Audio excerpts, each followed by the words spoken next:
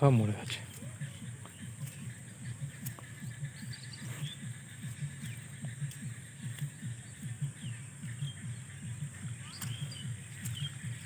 সব বেগুন চাষ করার আগে টমাটোটাকে অবশ্যই পরীক্ষা করবে, তারপরে বেগুন চাষ করবে, নাহলে কিন্তু এই আমার মতো হবে। ইউটিউবার অনেক কিছু বলবে, অনেক বড় বড় স্বপ্ন দেখাবে, কিন্তু করার আগে মাটি পরীক্ষা করবে।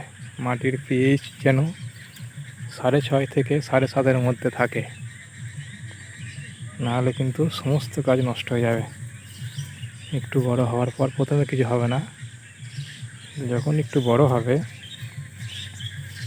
তখনই সমস্ত গাছ এভাবে মরতে শুরু করবে।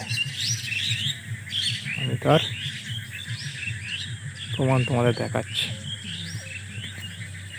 কারণ এই জমিটা নতুন জমি, প্রথমবার বেগুন চাষ করা হচ্ছে, এর আগে কোনোদিন এখানে করা হয়নি। এই 8 কাঠা জমিতে আমি 400টা গাছ লাগিয়েছিলাম, সেইখানে মাত্র 50টা গাছ আছে, বাকি 350টা গাছ এভাবে নষ্ট হয়ে গেছে, মারা গেছে। এখন এখানে প্রথমে আমি বাদাম খোল, সর্ষের খোল, নিম খোল সমস্ত কিছু দিয়েছি, তাতে কিন্তু আমি এটাকে ঠিকঠাক করতে পারিনি। পরে যখন মিটার নিয়ে এসে মাপি, দেখি এই জমির পিএইচের মান 8-এর বেশি। 8 মানে এই মাটি হয়ে গেছে অ্যালকালাইন। তা এই মাটিকে শোধন না করা অবধি কিন্তু এখানে বেগুন গাছ বা বেগুন চাষ করা সম্ভব নয়। ভালো করে দেখো কীভাবে নষ্ট হয়ে গেছে। এখানে আমার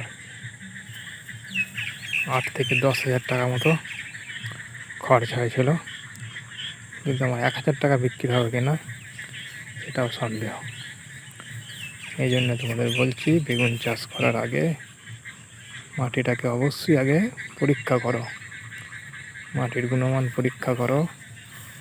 মাটিটা 20 দিন আগে থেকে ভালো করে চাষ দিয়ে,